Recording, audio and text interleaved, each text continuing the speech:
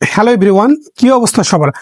আশা করি তোমরা যে যেখান থেকে ভিডিওটি দেখছো সবাই ভালো আছো এবং সুস্থ আছো।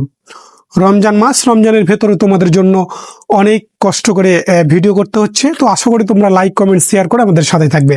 তো চলো আমরা শুরু করি। তোমরা জানো আমরা বাস্তব সংখ্যা গোষ্ঠী থেকে যতগুলো থিওরি আছে সবগুলোই খুবই সুন্দর, একদম বেসিক টু অ্যাডভান্স লেভেল পর্যন্ত যত যা আছে প্রতিটা লাইন সুন্দর আকারে বোঝাই দিয়েছি। তো আজকে আমরা এক্সাম্পল দিয়ে শুরু করব এবং আজকে আমরা টাইপ 2টা শুরু করব। তো আমরা 2 এবং 4 নম্বর দুইটা ম্যাথ আজকে সলভ করে দেবো। সর্বপ্রথম আমরা 2 নম্বর ম্যাথটা বোর্ডে উঠাই নিয়েছি। দেখো, সর্বপ্রথম আমরা 2 নম্বর ম্যাথটা সলভ করব, তারপরে 4 নম্বরটা করব। দেখো বলছে, যদি আরেকটি অশূন্য মূলদ সংখ্যা এবং x একটি অমূলদ সংখ্যা হয় তবে দেখাও যে r প্লাস এক্স এবং আর এক্স অমূলদ সংখ্যা। আগে আমাদের প্রশ্নটা খুবই ভালোভাবে বুঝতে হবে। দেখো, প্রশ্নে বলা হয়েছে মূলদ একটি কথা এবং অমূলদ একটি কথা। আরেকটা তোমাকে সংখ্যা দেওয়া হয়েছে যেটা হচ্ছে মূলদ সংখ্যা, অশূন্য মূলদ সংখ্যা। অশূন্য মানে কি? শূন্য নয়, যেটা কিন্তু হবে কি মূলদ এবং অমূলদ সংখ্যা। তাহলে আমাকে জানতে হবে মূলদ সংখ্যা কি, মূলদ সংখ্যা কাকে বলে, মূলদ সংখ্যা কোনগুলো, বা অমূলদ সংখ্যা কি কাকে বলে, সেটা আমাদের জানতে হবে। তো সেই বিষয়গুলোতে পূর্বে আমরা জেনেছি আজকে অল্প কিছু ধারণা দেব। তারপরে দেখো কি বলছে তোমাকে। তাহলে আরেকটি যদি মূলদ সংখ্যা এবং এক্স যদি অমূলদ সংখ্যা হয় তবে তোমাকে দেখাতে হবে আর প্লাস এক্স, মানে একটা মূলদ সংখ্যা এবং অমূলদ সংখ্যাকে তুমি যদি যোগ করো এবং আর এক্স দুইটা, একটা মূলদ এবং অমূলদ সংখ্যাকে তুমি যদি যোগ করো তাহলে কি হবে? অমূলদ সংখ্যা হবে। অর্থাৎ একটা মূলদ এবং অমূলদ সংখ্যার যোগফলও অমূলদ হবে এবং একটা মূলদ এবং অমূলদ সংখ্যার গুণফলও অমূলদ হবে। একদম সহজ বিষয়। দেখো তাহলে কি, এই যে আরটা কি আছে আমাদের দিয়েছে বলতো? মূলদ। আর এক্সটা কি দিয়েছে বলতো? এক্সটা দিয়েছে অমূলদ। তাহলে এই মূলদ আর অমূলদ সংখ্যার যোগফল কি হবে? অমূলদ হবে। যেহেতু আমাদের প্রমাণ করে দেখাতে হবে তাহলে এটা অবশ্যই হবে। জাস্ট আমরা যেভাবে প্রমাণ করে দেখাবো। এবং আরটা মূলদ এবং এক্সটা অমূলদ। অর্থাৎ মূলদ এবং অমূলদ, দুইটা মূলদ এবং অমূলদ সংখ্যার গুণফল কি হবে? অমূলদ সংখ্যায় হবে। সেটাই তোমাকে দেখাতে হবে। তো এটা বলতে গেলে থিওরির মধ্যেই পড়ে। তো যেহেতু বইয়ে এখন এক্সাম্পল হিসাবে দিয়েছে, তাই আমরা এক্সাম্পল হিসেবেই তোমার বিষয়টাকে নিয়েছি। তো আমরা মূলদ আর অমূলদ সম্পর্কে ছোট্ট করে যদি বলি, যে মূলদ সংখ্যা কাকে বলে? যাকে আমরা পি বাই কিউ আকারে, এই পি বাই কিউ আকারে প্রকাশ করতে পারি, যেখানে কি Q not equal zero, Q not equal zero. দেখো এখানে বিষয়টা আমি আবার যদি দেখাই তোমাকে, মূলদ সংখ্যা কোনগুলো? যাকে আমরা পি বাই কিউ আকারে প্রকাশ করতে পারি, যেখানে কিউ নট ইকুয়াল জিরো। অর্থাৎ যাকে আমরা ভগ্নাংশ আকারে প্রকাশ করতে পারি, পুনঃপুনিক আকারে প্রকাশ করতে পারি। ঠিক আছে, সেগুলোই মূলদ সংখ্যা। অমূলদ সংখ্যা কোনগুলো? যাকে আমরা পি বাই কিউ আকারে বা ভগ্নাংশ আকারে প্রকাশ করতে পারবো না। এর পি বাই কিউ আকার মানে কি? ভগ্নাংশ আকার। তাহলে অমূলদ সংখ্যাকে আমি পি বাই কিউ আকারে প্রকাশ করতে পারবো না। যেমন দেখো √2 তুমি 1 পয়েন্ট ক্যালকুলেটরে চাপ দাও, 1 পয়েন্ট সামথিং মান আসবে। এরকম আরো অমূলদ সংখ্যা আছে। তুমি একে রুট করলে, যেমন তুমি যদি 4কে রুট করো তাহলে সরাসরি 2 আসবে। অর্থাৎ এটা মূলদ। কিন্তু এটা যখন তুমি √2 ক্যালকুলেটরে চাপ দিবা তখন 1 পয়েন্ট সামথিং, অনেক ইনফিনিটি পর্যন্ত মান আসবে ক্যালকুলেটরে। তো এইগুলোকে তুমি পুনঃপুনিক আকারে বা ভগ্নাংশ আকারে প্রকাশ করতে পারবে না, কারণ দশমিকের পর যে সংখ্যাগুলো আসবে পুনরাবৃত্তি হবে না। কিন্তু মূলদ সংখ্যা সেগুলো কি পুনরাবৃত্তি যেগুলো হবে সেগুলোকে আমরা মূলদ বলবো। যেগুলো কি পুনরাবৃত্তি হবে না সেগুলো মূলদ সংখ্যার মধ্যে পড়বে না, সেগুলো হবে কি অমূলদ সংখ্যা। তো আশা করি এগুলো বিষয়ে তোমাদের জানা আছে, তবু আমি অল্প একটু ধারণা দিলাম। এখন চলো আমরা সহজ করে ম্যাথটাকে বোঝার চেষ্টা করি। এই ম্যাথটা মেজরদের 11, 13, 17, 19 সালে এসেছিল এবং নন মেজরদের 17, 19, 21 এবং 24 সালে এসেছিল। অতএব খুবই গুরুত্বপূর্ণ লেভেলের একটি ম্যাথ। এবং এই অধ্যায় থেকে একটি কিন্তু প্রশ্ন মেজর এবং নন মেজর উভয়ের জন্য আসবে, মাস্ট বি। তো চলো আমরা শুরু করি। এখন দেওয়া আছে দিয়ে আমরা শুরু করব। আরেকটি মূলদ সংখ্যা আমাদের দেওয়া আছে, আরেকটি কি মূলদ সংখ্যা দেওয়া আছে এবং এক্স একটি অমূলদ সংখ্যা। এটা যেহেতু আমাদের দেওয়া আছে তাই আমরা বলে দিলাম যে আরেকটি মূলদ সংখ্যা এবং এক্স একটি অমূলদ সংখ্যা। দেখো এটা হচ্ছে যে যেহেতু থিওরির মধ্যেই পড়ে, এটা আলাদা করে তোমাকে ইকুয়েশন বোঝানোর কোনো সুযোগ নাই। আমরা শুধু প্রতিটা লাইন লিখে লিখে প্রতিটা লাইন তোমাকে প্রতিটা ওয়ার্ডের মানে হচ্ছে সুন্দর করে বুঝাই দিব। এগুলো বুঝতে হবে এবং তোমাকে হচ্ছে মনে রাখতে হবে বা মুখস্থ করতে হবে। ঠিক আছে, তো চলো এখন আমরা বাকি যে বিষয়গুলো আছে খুবই সহজভাবে বোঝার চেষ্টা করি। তো চলো আমরা সেগুলো দেখি এখন। দেখো এবার আমরা এখান থেকে লেখা শুরু করব। তো আমরা আর প্লাস এক্স কে ধরে নিব, যে ধরি আর প্লাস এক্স মূলদ সংখ্যা। আমাদের প্রমাণ করতে হবে কি বলতো, আমাদের প্রমাণ করতে হবে যে আর প্লাস এক্স অমূলদ, কিন্তু আমরা এর বিপরীতটা ধরে নিব, অর্থাৎ বিপরীত ভাবে আমরা প্রমাণ করব।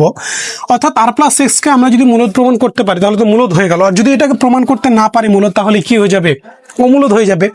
তো দেখো একদম মজার এবং সহজ হচ্ছে ক্যালকুলেশন, বিষয়গুলো শুধু তোমাকে বুঝে বুঝে মনে রাখতে হবে। তো আমরা ধরে নিচ্ছি যে আর প্লাস এক্স মূলদ সংখ্যা, এবং এই আর প্লাস এক্স কে আমরা ধরে নিচ্ছি যে জেড। তাহলে তাহলে আর প্লাস এক্স সমান যদি জেড ধরি তাহলে জেড মূলদ সংখ্যা হবে না? কারণ আর প্লাস এক্স যদি মূলদ সংখ্যা হয় তাহলে এই দুটা যে যোগফল মূলদ সংখ্যা হবে। কেন মূলদ সংখ্যা হবে আমরা জানি, একটা বিষয় খাতায় নোট করে রাখতে পারো যে দুটি মূলদ সংখ্যার যোগ বিয়োগ গুণ ভাগ অবশ্যই মূলদ সংখ্যা হবে, এবং দুটি অমূলদ সংখ্যার গুণ ভাগ যোগ বিয়োগ অমূলদ সংখ্যায় হবে। যেমন ধরো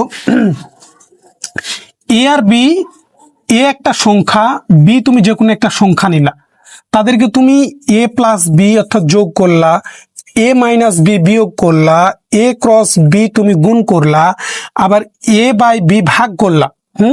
তাহলে যদি এ কে তুমি যদি মূলদ ধরো এবং বি কেও যদি মূলদ ধরো তাহলে তাদের যোগ বিয়োগ গুণ ভাগ কি হবে, মূলদই হবে। তুমি যদি এটাকে মূলদ না ধরে দুইটাকে অমূলদ সংখ্যা নাও তাহলে তাদের যোগ বিয়োগ গুণ ভাগ অমূলদ হবে। শুধুমাত্র কি এই বি এর মান ভাগের ক্ষেত্রে বি এর মান 0 হতে পারবে না, বি এর মান নট ইকুয়াল 0। কেন নট ইকুয়াল 0? কারণ বি এর মান 0 হলে তো অসংজ্ঞায়িত হবে। আর এই অধ্যায়টা আমরা কোন মানগুলো নিয়ে কাজ করছি, বাস্তব মান নিয়ে কাজ করছি। তাহলে বাস্তব মানের মধ্যে কি অবাস্তব মান তো নিয়ে আসা যাবে না। তো আশা করি তোমাদের এইটুকু বিষয় ক্লিয়ার করতে পেরেছি যে দুইটা বাস্তব সংখ্যার যোগ বিয়োগ গুণ ভাগ অবশ্যই কি না, মূলদ সংখ্যার যোগ বিয়োগ গুণফল মূলদ সংখ্যা এবং অমূলদ সংখ্যার গুণফল যোগ বিয়োগ গুণফল কি অমূলদ সংখ্যা হবে। তাহলে দেখো আমরা এখানে ধরছি যে আর প্লাস এক্স মূলদ, এবং তাহলে আর প্লাস এক্স সমান যদি আমরা জেড ধরে নিই তাহলে জেডটাও নিঃসন্দেহে মূলদ সংখ্যা। এবার দেখো এই জেড এর আর কে আমরা বাম দিকে নিয়ে আসবো, তাহলে এখানে প্লাস ছিল, বাম দিকে আসলে কি হয়ে যাবে, মাইনাস হয়ে যাবে। তাহলে জেড মাইনাস আর সমান হচ্ছে এক্স। এখন দেখো আমরা জানি যে একটা কথা বলবো, যে আমরা জানি যে কোনো দুটি, এখানে কথাটা ছুটে গেছে, যে কোনো দুটি মূলদ সংখ্যার অন্তরও মূলদ সংখ্যা হবে। অন্তর মানে কি বলতো, অন্তর মানে বিয়োগ, অন্তর মানে বিয়োগ না? তাহলে আমরা জানি যে কোনো দুটি মূলদ সংখ্যার অন্তরও মূলদ সংখ্যা হবে। যেহেতু জেড ও আর মূলদ সংখ্যা, দেখো জেডও হচ্ছে মূলদ সংখ্যা এবং আরও মূলদ সংখ্যা। কেন আর মূলদ সংখ্যা? আমাদের প্রশ্নে কি দেওয়া ছিল বলো, প্রশ্নে আমাদের বলা ছিল যে আর হচ্ছে মূলদ সংখ্যা আর এক্সটা হচ্ছে কি অমূলদ সংখ্যা, তাই না? এটা আমাদের ছিল না? দেখো এখানে ভালো করে খেয়াল করো, মনোযোগ দিতে হবে, এই হচ্ছে লাইনে, এছাড়া বুঝতে পারবা না। দেখো আমরা এই লাইনটা তোমাদের বুঝাই দিচ্ছি আমি। এখান থেকে এই লাইনটা হচ্ছে বুঝতে পারবা যে যেহেতু জেড ও আর মূলদ সংখ্যা, তাও অর্থাৎ বাম পক্ষ, আমরা এখন এই বাম পক্ষটা লিখবো যে বাম পক্ষ জেড মাইনাস আর, তাহলে মূলদ সংখ্যা হবে। একদম সিম্পল বিষয়, কারণ জেডটা হচ্ছে মূলদ আরও মূলদ, জেডও মূলদ আরও মূলদ, তাহলে দুইটা মূলদ সংখ্যার বিয়োগফল অবশ্যই মূলদ সংখ্যা হবে। তাহলে জেড মাইনাস আর কে আমরা মূলদ সংখ্যা বলে দিলাম। কিন্তু এখানে আমরা কি পেয়েছি বলতো, এক্সটা আমাদের প্রশ্নে দেওয়া ছিল অমূলদ, তাহলে এক্স কে আমরা পেয়ে যাচ্ছি, অর্থাৎ জেড মাইনাস আর দুইটা মূলদ সংখ্যার বিয়োগফল পেয়ে যাচ্ছি কি অমূলদ সংখ্যা পেয়ে যাচ্ছে। এই জন্য আমরা বলছি যে এবং ডান পক্ষ সমান এক্স একটি অমূলদ সংখ্যা। একদম ক্লিয়ার বিষয়টা না? দেখো তো ভালো করে খেয়াল করো।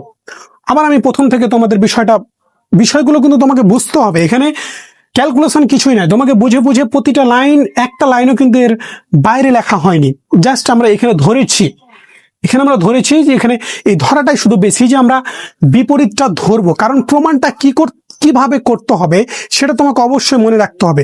কারণ একটা অধ্যায়ে বা একটা বইয়ে অনেকগুলো থিওরি আছে, প্রতিটা সমাধান বা প্রতিটা থিওরি একক সেম ভাবে কিন্তু প্রমাণ হবে না, এক এক নিয়মে প্রমাণ করা হয়েছে, এক এক ভাবে তোমাকে মনে রাখতে হবে। তাহলে দেখো এই থিওরিটার ক্ষেত্রে আমরা আর প্লাস এক্স কে মূলদ সংখ্যা ধরে নিব, তাহলে দুইটা মূলদ সংখ্যা আর প্লাস এক্স দুইটা, অর্থাৎ দুইটার যোগফলকে আমরা মূলদ সংখ্যা ধরেছি, কিন্তু আর আর এক্স কে তো আলাদা করে মূলদ সংখ্যা ধরিনি, আর প্লাস এক্স এর যোগফলকে আমরা মূলদ সংখ্যা ধরেছি, তাহলে তার যে যোগফলটা আসবে জেড, সেটাকে যোগফলকে আমরা ধরে নিচ্ছি জেড, যেটা হবে কি মূলদ সংখ্যা ধরে নিলাম।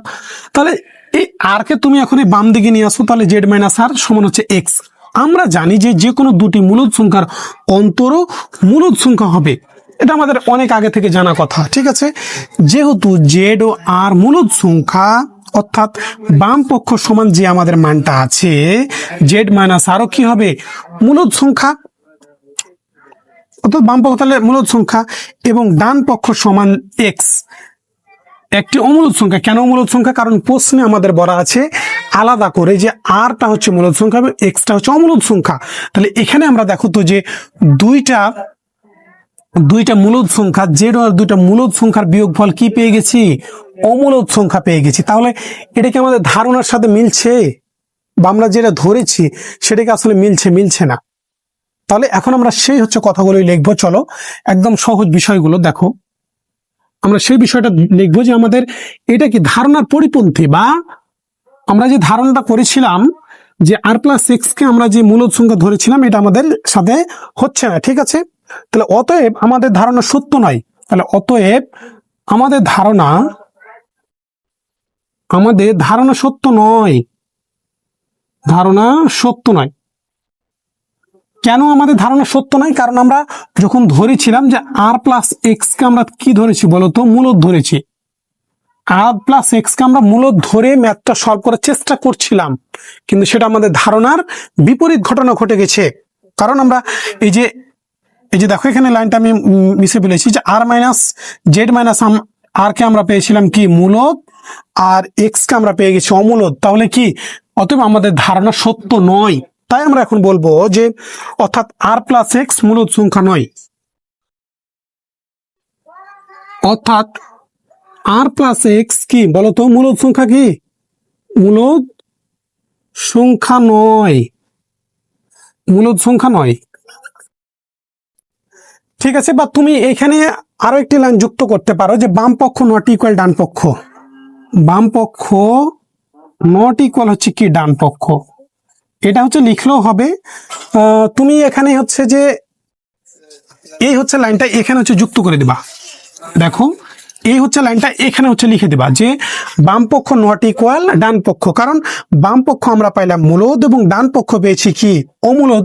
তাহলে তখন আমরা এখানে বলবো যে অতএব দিয়ে এই হচ্ছে লাইনটা তুমি এখানে সুন্দর করে লিখে দিবা, ঠিক আছে। তারপরে লিখবো অতএব আমাদের ধারণা সত্য নয়, অর্থাৎ আর প্লাস এক্স মূলদ সংখ্যা নয়। আমরা ধরেছিলাম কি মূলদ ধরেছিলাম, তাহলে বাম পক্ষ ডান পক্ষ যেহেতু আমরা সমান করতে না পারি, কোনো সংখ্যা যদি মূলদ না হয় তাহলে সেটা অমূলদ হবে, আর যদি কোনো সংখ্যা অমূলদ না হয় তাহলে সেটা মূলদ হবে। একদম সহজ বিষয়, ঠিক আছে। তো এইটা আমরা হচ্ছে বলে ফেললাম। এখন আমরা তাহলে কি, অর্থাৎ আর প্লাস এক্স মূলদ সংখ্যা নয়, অতএব তাহলে আমরা কি হচ্ছে বলবো বলতো? অতএব আর প্লাস এক্স কি অমূলদ সংখ্যা,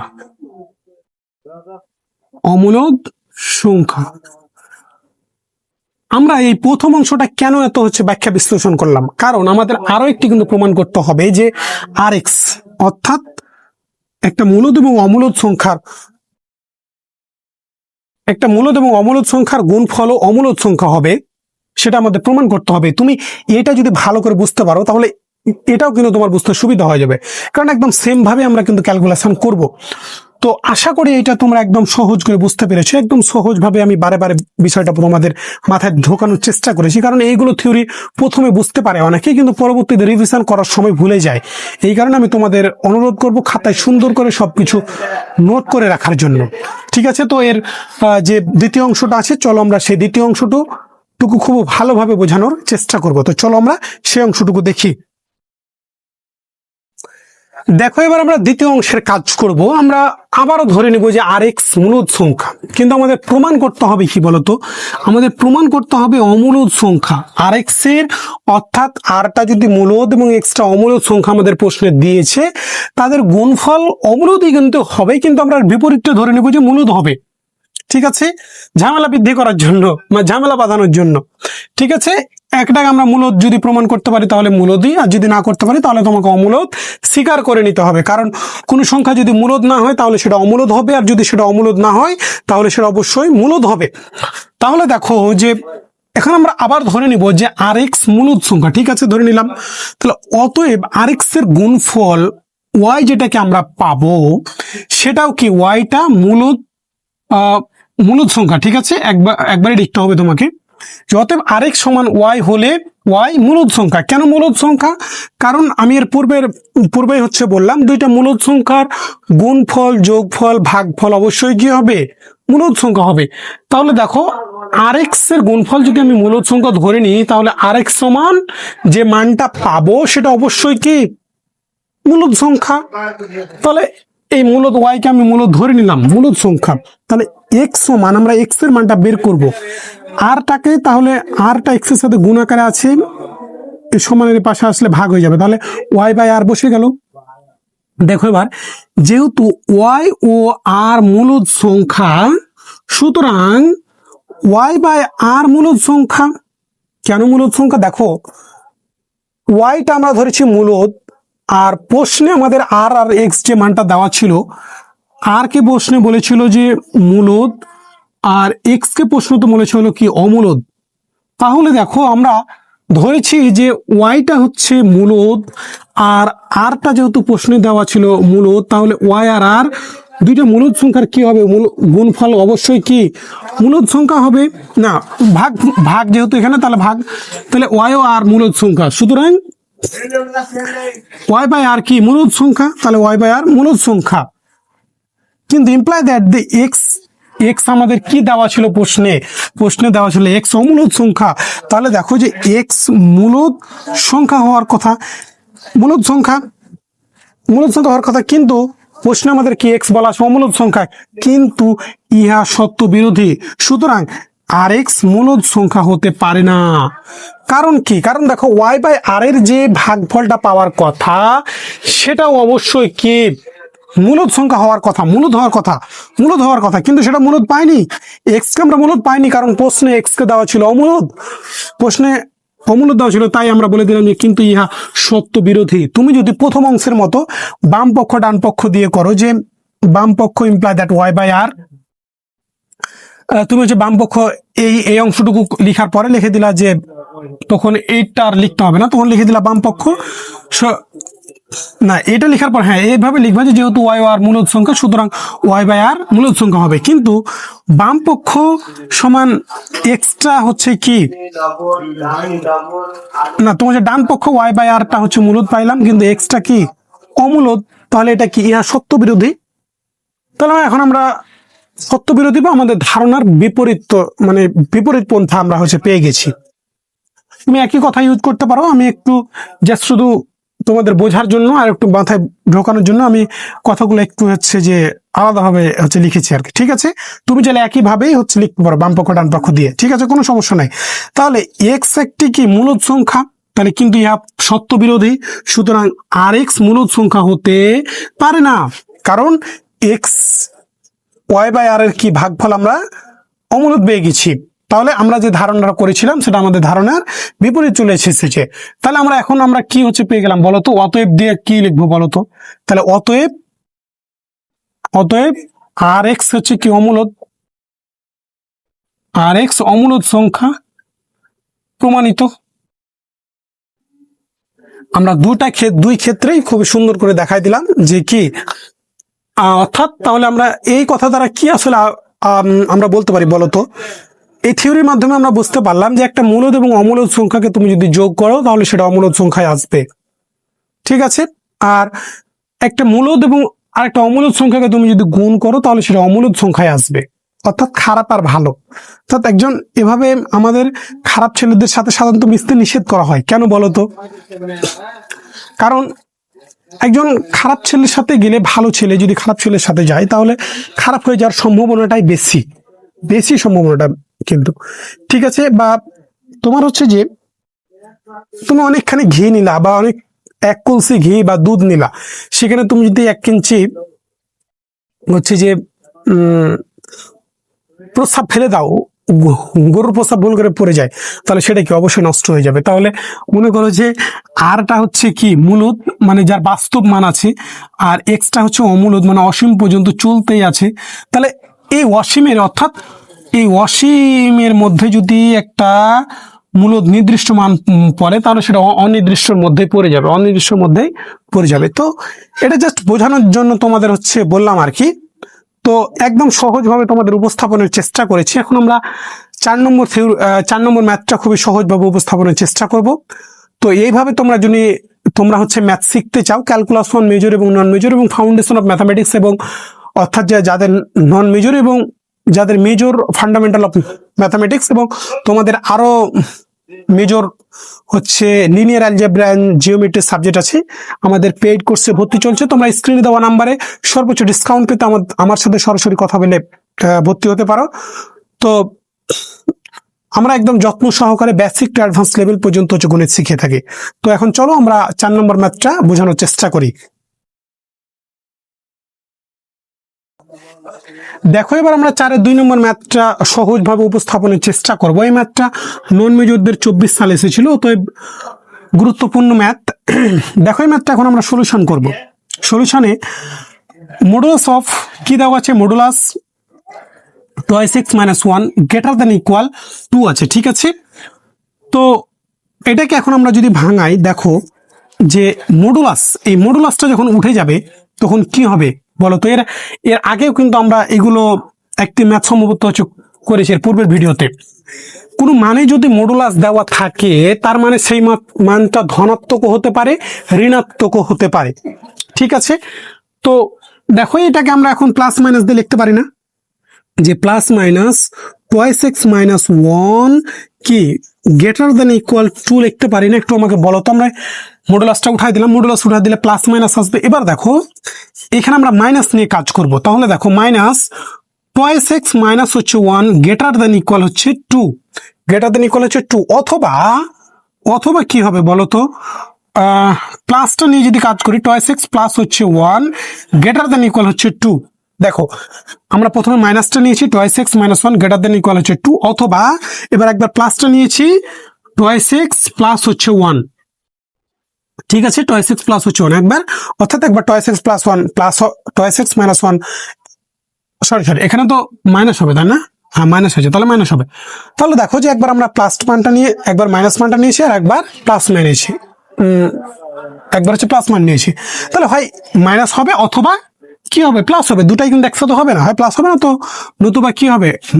মাইনাস হবে। দেখো এবার আমরা এটাকে ক্যালকুলেশন করবো। ইমপ্লাই দ্যাট আমরা এখানে যেহেতু মাইনাস আছে তো মাইনাসটাকে ওপাশে নিয়ে চেষ্টা করবো, অর্থাৎ মাইনাস দ্বারা গুণ করবো। তাহলে 2x - 1 লেস দেন ইকুয়াল -2 হবে। কেন লেস দেন হবে? আমরা জানি মাইনাস দ্বারা ব্যবধির না অসমতার ক্ষেত্রে মাইনাস দ্বারা যদি গুণ করি এবং লব এবং হরকে যদি এক্সচেঞ্জ করি তাহলে চিহ্নের পরিবর্তন হয়ে যায়, অর্থাৎ গ্রেটার দেন থাকলে লেস দেন হয়ে যাবে আর লেস দেন থাকলে গ্রেটার দেন হয়ে যাবে। তাহলে মাইনাস দ্বারা যেহেতু গুণ করেছি তাই চিহ্নটা ঘুরে গেছে। এখানে ইমপ্লাই দ্যাট দিয়ে যদি লিখি তাহলে কি হবে বলো তো? 2x এই 1টাকে আমরা ওই অসমতার হচ্ছে ডান দিকে পাঠাই, তাহলে গ্রেটার দেন ইকুয়াল 2 প্লাস হচ্ছে 1, মাইনাসটা প্লাস হয়ে গেল, ঠিক আছে। আমরা আগে একটার কাজ শেষ করি, দেখো আমরা একদিক থেকে শেষ করব। দেখো তাহলে এর কাজ যদি আমি প্রথমে শেষ করি তাহলে কি আসছে দেখো, এই 2x এই 1 - 1টা ওপাশে নিয়ে গেলে কি হবে বলো? লেস দেন ইকুয়াল -2, -1টা ওপাশে গেলে +1 হয়ে যাবে, +1। তাহলে imply that x x less than equal -1 -2 আর +1, তাহলে কত আসবে বলো তো? -1 ইমপ্লাই দ্যাট, ও এখানে 2 ছিল, হ্যাঁ 2টা এর পরবর্তী লাইনে আমরা ভাগ করব, ঠিক আছে। তুমি এখানেও চাইলে ভাগ করতে পারো, তাহলে imply that X less than equal 1/2 by হচ্ছে কত 2 বলো না, 2 হবে না, দেখো তো এই যে 2টা এক্স এর সাথে গুণ আকারে ছিল, ভাগ হয়ে গেছে, ঠিক আছে। এরপরে দেখো আমরা এই অংশটুকুর কাজ করব, দেখো তাহলে এই টয়েস এক্স গ্রেটার দেন ইকুয়াল কত আসছে বলো তো 3, তাহলে ইমপ্লাই দ্যাট এক্স এর মান তাহলে কত আসছে বলো তো 2টা তাহলে ভাগ হয়ে যাবে, এই হচ্ছে 3/2 দেখো তোমাদের বইয়ে কিন্তু এই মাইনাস আর প্লাস দিয়ে আলাদা করে লেখা নাই, একসাথে কাজ করে দিয়েছে, এই মাইনাস দ্বারা গুণ করে তারা এইভাবে চিহ্নটা ঘুরাই দিয়েছে এবং তারা এই লাইনটা লিখবে, ঠিক আছে। প্রথমেই তারা এই লাইনটা লিখছে এবং এই লাইনটা লিখছে, এবং আমি তোমাদের ভেঙে ভেঙে বোঝানোর চেষ্টা করছি। তাহলে আমরা যে সেটটা পাইলাম বা যে মানটা পাইলাম সেটা কি কি আসছে একটু বলো তো আমাকে। তাহলে অতএব সমাধান সেট সমাধানটা একটু ভালো করে লিখি।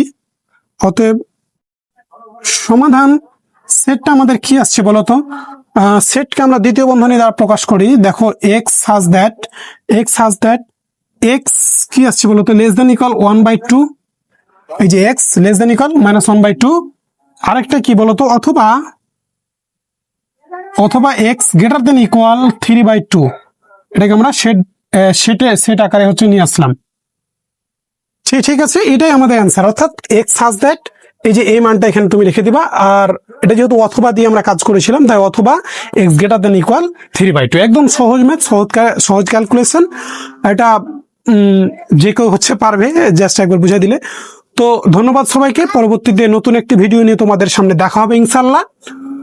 সবাই ভালো থেকো, সুস্থ থেকো, এবং আমাদের JHR math hub YouTube channel ও ফেসবুক পেজের সাথে যুক্ত থেকে তোমাদের বন্ধু বান্ধবদের সাথে অবশ্যই একটু শেয়ার করবে, কারণ তোমাদের জন্য অনেক কষ্ট করে রোজা রেখেও আমি ভিডিও করছি। তো খোদা হাফেজ।